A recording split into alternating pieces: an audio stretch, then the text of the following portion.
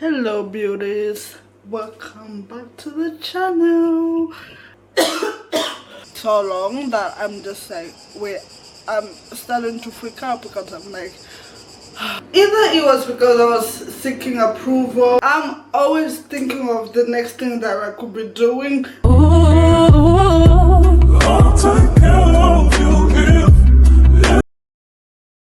I have nobody else to show this to except you guys, so I am holding you guys hostage in this video, just so you know that you cannot click off until the video is finished. Okay, so we got a book.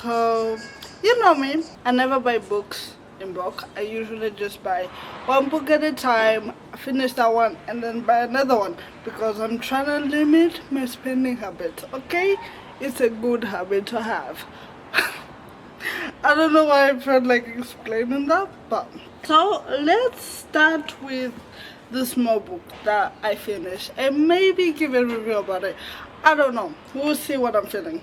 So this is my first time reading Albert Camus. Don't know how you pronounce it, but my friend, hi Carol, she loves this author and she recommended me this book. She was like, super easy, I think this will be a good introduction to his writing style. Now, did I love it? Not necessarily. Did I hate it? Also not necessarily, but I felt like the character was very lacking. Also, I'm not naked, I'm wearing a tube top. But he just, the character was bland, the character was mid, and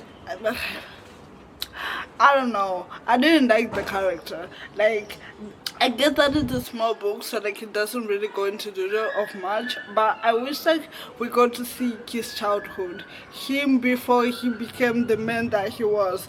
None of the people in this book are likable, like not even a singular one, not even the love interest. Even the love interest, I was like, girl, are you dumb? Are you okay? Like, is everything okay at home? So I give it a 3 stars, just because I feel bad to give it a 2 stars, so I give it a 3 star. So that's about that book. There's nothing more I have to say about it. Like, that's the first time I have very little words to say about a book. The next book we have is called Talking at Night, and it's about 2 people, Will and Rosie. They met when they were young. The brother was friends with Rosie's sister, and basically they go on these long walks together and just chit chat about life, I guess. And then one day something happens, and now I gotta read the book to find out what actually happens and if their friendship or relationship will last and survive this huge tragedy. Well, some of the reviews here say should be everyone's must-read list, beautiful and clever and full of heartbreak and human mistakes. I love it. She loved it.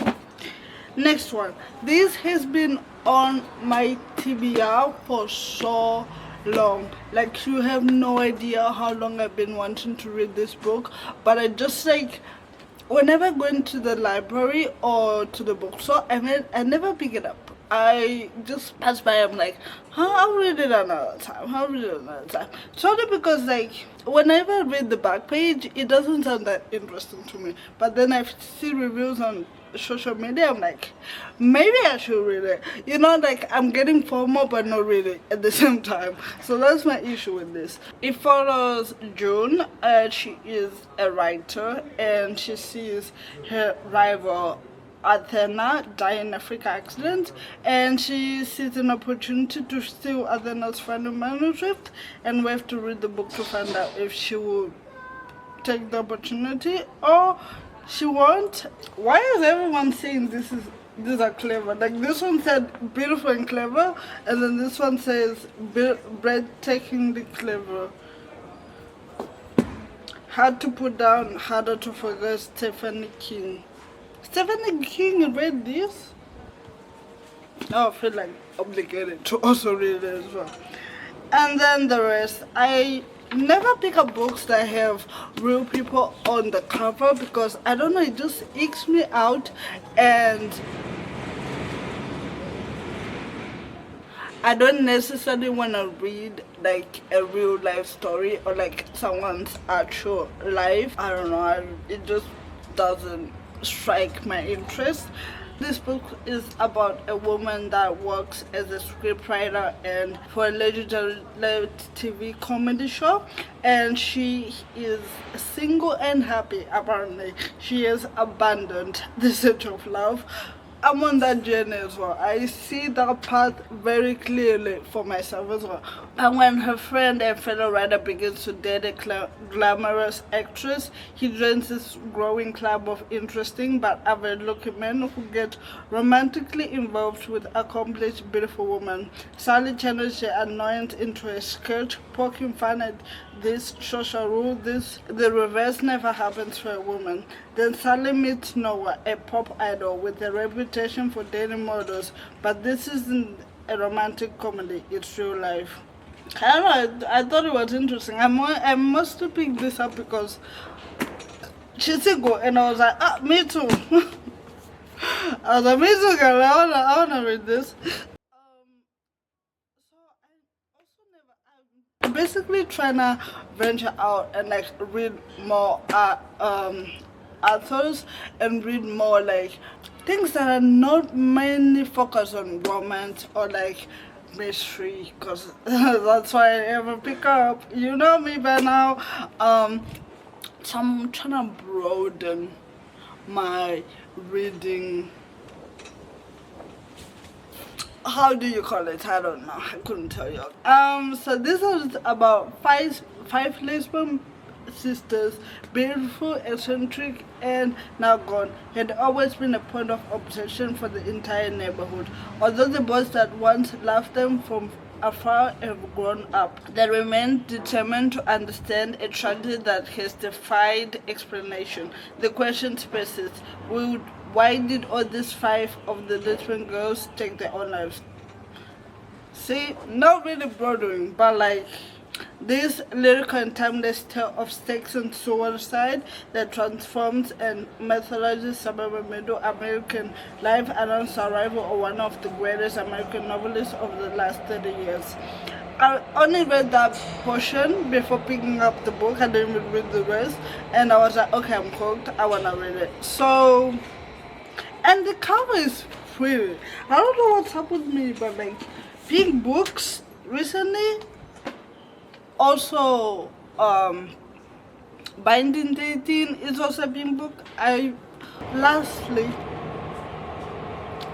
why there's so many trains passing by today? The moment I leave the house, no more trains. No, transportation, non-existent anymore. Last book, How to Kill Your Family. See, I picked this up because a lot of, well, actually I saw one TikTok on social media, on TikTok when I was doing my research. I was actually in the library and I had 2 books up. I had The Teacher from Frederick something and this one, and I was contemplating which one do I buy, because I was like, I only want to buy 1 book, remember, only 1 book. And I was like, I posted on my Instagram story, I'm like, guys, pick for me, like what should I buy? And everybody chose this, and I was actually kind of glad. I was actually kind of glad.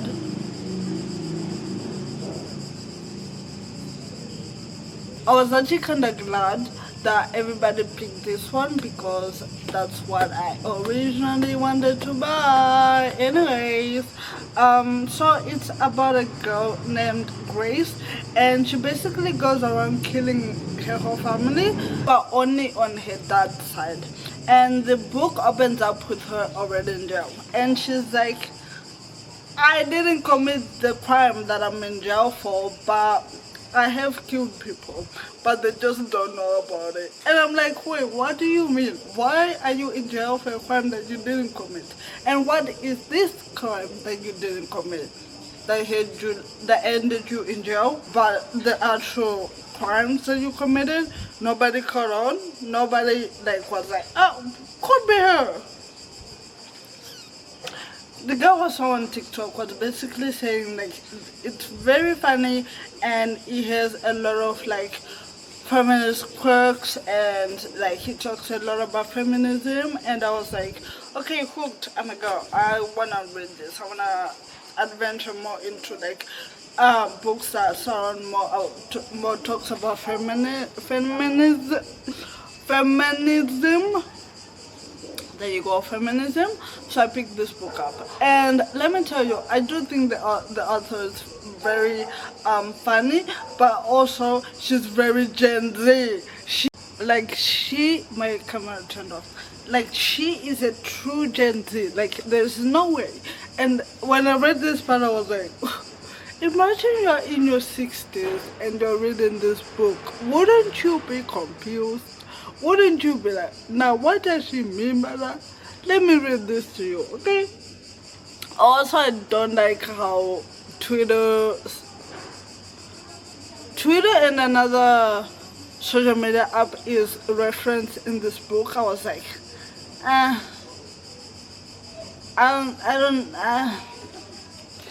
Anyway, she says, so you don't want my champagne, but you accept my hospitality.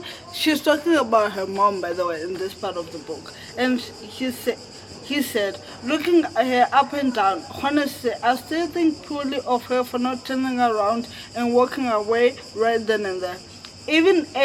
Even age 9, when she relayed their initial meeting to me, I remember thinking this was truly pathetic opener. If I had ever imagined that my father might have been so mythical figure who we lost to a heroic act of bravery, this is the moment when the unspoken assumption died. My father was a cheesy charlatan in an expensive suit, and my mother ate it up. I was like, wait. I had to calculate a little bit. I was like, she's right. I was thinking the same thing. I was like, oh, her mom is eating this up for no reason. Like, why is your mom eating this up? And then she says it, and I'm like, she's me. She's a Gen Z. Yeah. I mean, she says she's 28 in the book, so I would understand why she talks like this. But also at the same time, I haven't met a 20-year-old that talks like this. So, yeah, her mom ate it up. Crazy. That's all the books I have for you guys today. I have yapped enough. It is time for me to go to the beach because I'm burning so hot. So, yeah, I hope you guys pick this up as well and we read it together so we can gap and discuss about these books together and make it a little bit of a group activity. That is it for this video. Very short video. Proud of me. Because I love to talk. And yeah, I will see you guys in the next one, and don't forget to like, comment, share and subscribe, and I'll see you guys in the next one. Comment what book you're currently reading.